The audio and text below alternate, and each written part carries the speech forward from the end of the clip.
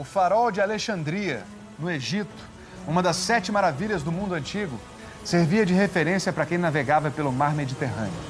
O farol não existe mais. Nas ruínas dele foi construída uma fortaleza. E é para lá que a gente vai agora com os repórteres Sônia Bride e Paulo Zero, na última escala da incrível Jornada da Vida Rio Nilo.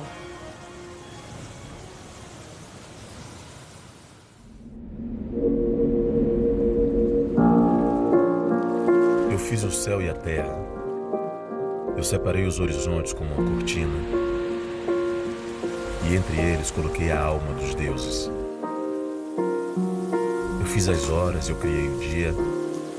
Eu criei as cheias do Nilo. Fiz as poderosas águas da inundação, para que delas os pobres tenham direitos, assim como os poderosos.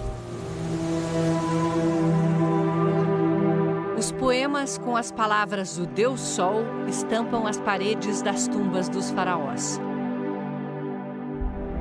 No Egito Antigo, a morte era atravessar o Nilo,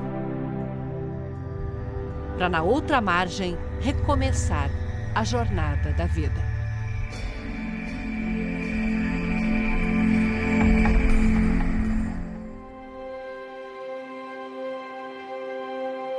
Estamos no Vale dos Reis, Antiga Tebas, o cemitério dos faraós. Esta é a maior e mais profunda das tumbas. O corredor, com todas as paredes decoradas em baixo relevo, nos leva para debaixo do chão do deserto. Nossa, tem um poço profundo aqui. O poço foi feito para proteger a tumba das grandes inundações que aconteciam a cada 300 anos. É também o poço das almas. E também evita que os ladrões entrem. Essa é a tumba do faraó Sete I. No seu tempo, ele era provavelmente o homem mais poderoso da terra.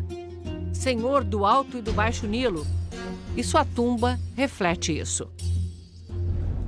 11 câmaras que avançam ao longo de 130 metros. Todas decoradas no auge das artes do Egito Antigo. A tumba acaba de ser reaberta. Conta a história da vida do faraó, das terras distantes que conquistou, dos povos que venceu em batalha, os assírios, os negros da Núbia. Os egípcios são africanos, mas de origem semita, como os povos do Oriente Médio. Sete era pai do lendário faraó Ramsés II, conhecido como o Construtor. Em mais de 60 anos de reinado, espalhou monumentos por todo o Vale do Nilo. Na literatura e no cinema, Sete é o pai adotivo de Moisés. Ramsés, o faraó, irmão adotivo. Mas não há referência ao Êxodo nos textos egípcios. Quando a tumba de Sete foi descoberta há 200 anos, o sarcófago e até as paredes foram levados para a Europa. No Museu Nacional do Rio, há estatuetas mortuárias da tumba de Sete. Nas colunas da tumba, Sete é recebido pelos deuses do Egito, um a um, entrando numa vida eterna que não era para todos. Aqueles que não têm direito a essa vida eterna são esquecidos. Eles voltam para o princípio dos tempos, para o oceano primordial, que é o esquecimento final. É o pior castigo. Morrer não é um castigo, o esquecimento é. A imagem e o nome de Sete I se repetem exaustivamente. A eternidade é ser lembrado. Os egípcios gostavam tanto da vida deles aqui na margem do Nilo que eles projetam essa vida para o outro mundo. Não é um paraíso diferente da vida que eles tinham aqui. Era uma existência à margem do Nilo, só que melhor, por mais tempo. A serpente que desliza pelas paredes é o tempo. Milhões de anos. A vida eterna, um espelho da vida na Terra. É porque eles acreditavam que o objetivo da vida é a morte, que a morte começa uma vida nova, eterna, onde desaparecem as diferenças entre o humano e o divino. Na eternidade egípcia, todos os homens são deuses. No teto, uma demonstração do conhecimento deles em astronomia, um calendário e as constelações, vistas no céu do hemisfério norte, representadas pelos animais que povoavam as margens do rio.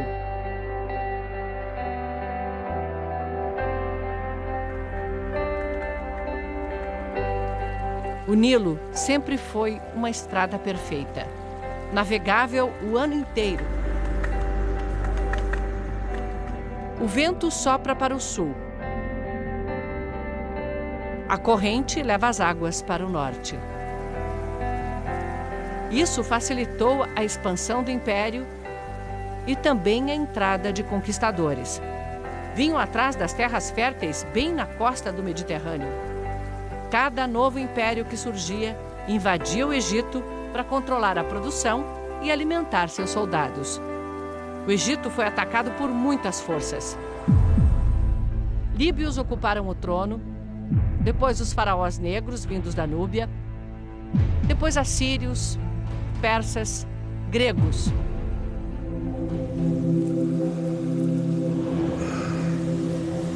Onde o último braço do Nilo encontra o mar Mediterrâneo, a cidade de Alexandria, fundada para celebrar a conquista do Egito por Alexandre o Grande. O grego da Macedônia nunca viveu aqui, mas deixou uma dinastia que fez de Alexandria a pérola cultural do Mediterrâneo. Este prédio moderno é a nova biblioteca. A antiga, que desapareceu, atraía estudiosos da Europa e Oriente com sua coleção de livros. Ali perto, em Roseta, essa globalização ganhou um símbolo. Pedras retiradas de ruínas de templos foram usadas para erguer o forte que protege a entrada do porto. Encaixadas onde cabiam, muitas sem corte. Em 1799, o Egito estava ocupado pelas tropas de Napoleão.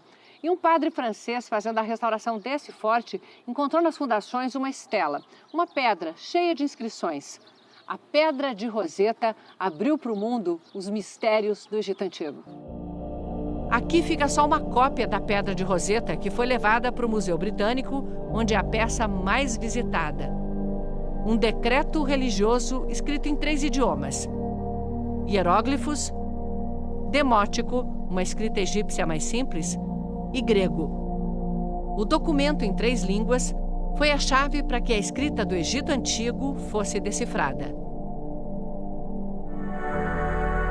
Em Alexandria, outra construção erguida das ruínas. A cidadela ocupa o lugar onde estava uma das 7 maravilhas da antiguidade, o Farol de Alexandria. O fogo aceso na torre de 130 metros de altura, refletido por espelhos, guiava navegantes a até 50 quilômetros de distância. Um terremoto derrubou o farol no século XIV. Suas pedras foram usadas na construção da cidadela. É o que restou de um tempo em que Alexandria era cobiçada pelo poderoso Império Romano e comandada por uma mulher. Cleópatra foi a última rainha do Egito, retratada mais como uma mulher sedutora que se envolveu e teve filhos com 2 imperadores romanos, do que como a política astuta que ela foi. O que pouca gente sabe é que, educada nesse ambiente, Cleópatra conhecia filosofia profundamente, falava 7 idiomas com fluência. A sedução pode ter sido a estratégia dela para enfrentar um exército muito mais poderoso do que o egípcio. Quando Cleópatra se matou com uma picada de cobra e o Egito virou uma província romana, começou também o declínio desse grande centro cultural da antiguidade. Roma trouxe a roda d'água para irrigar os campos e melhorar a produtividade. Construiu seus teatros, e não reprimiu a religião e a cultura locais. Pelo contrário, a exemplo dos gregos, representou seus imperadores como faraós. Templo de Filas.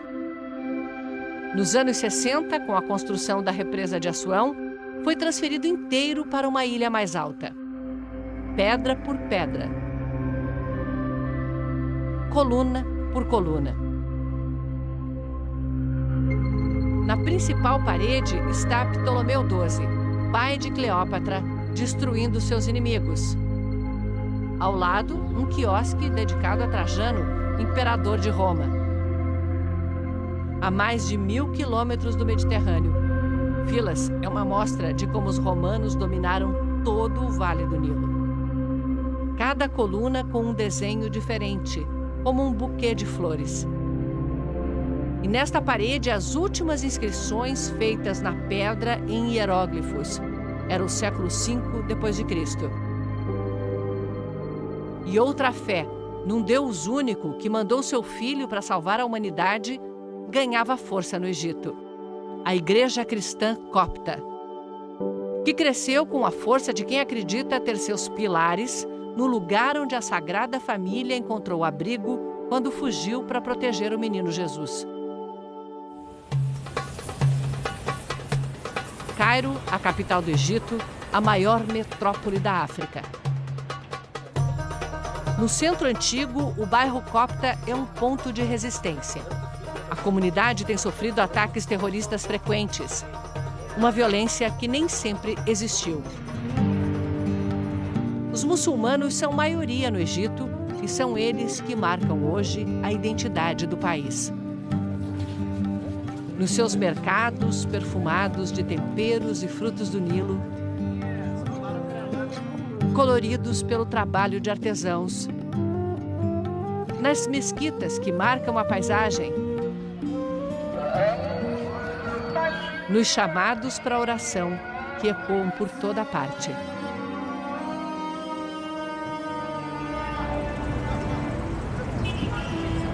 Os jovens na Praça Tahrir, fazendo o que jovens fazem em qualquer canto do mundo, são um contraste com as manifestações por democracia nesta mesma praça, no movimento que ficou conhecido como a Primavera Árabe.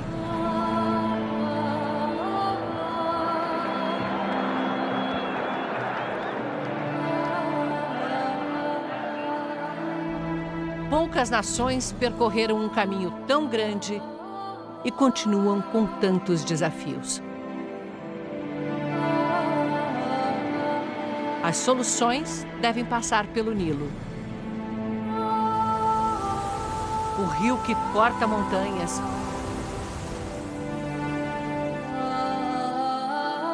sustenta diferentes povos,